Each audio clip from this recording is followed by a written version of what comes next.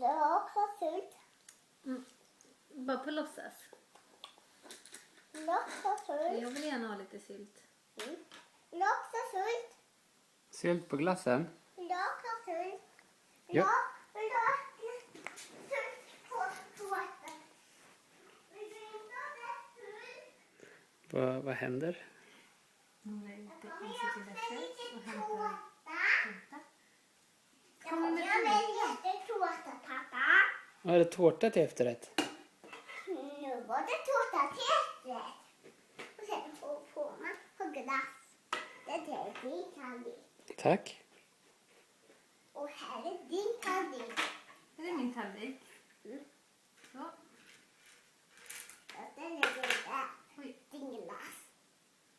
du har ställt min glass där.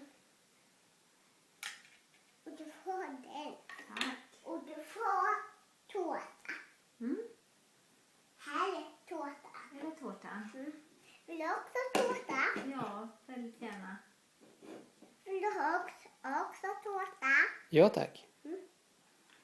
Om jag lägger på mamma först. Ja, det blir bra. Jag vill gärna ha kaffe också. Så måste man ha till efter. Och sen måste man ha kaffe till efter. Först måste man ha kaffe till. Först måste man ha.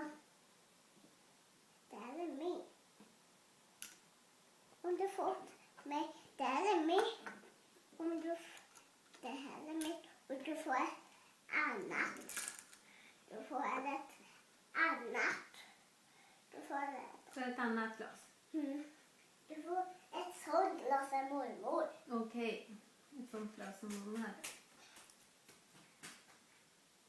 Nora, vad gör ni? Vi leker med riddare där, pappa. Leker ni riddare? Vem är jag? Det är klart. Visst då? Vem är du då? Jag ska bara läsa mitt glass först.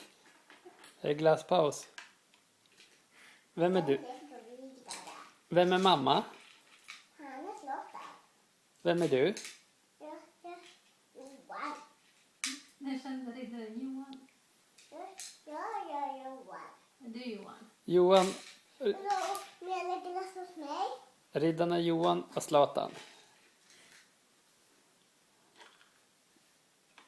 Det är något som ni har lärt er på dagis idag. Nej, det är det inte.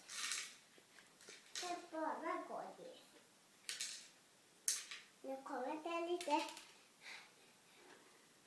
Vill du mera saft? Nu kommer jag att ta mera saft.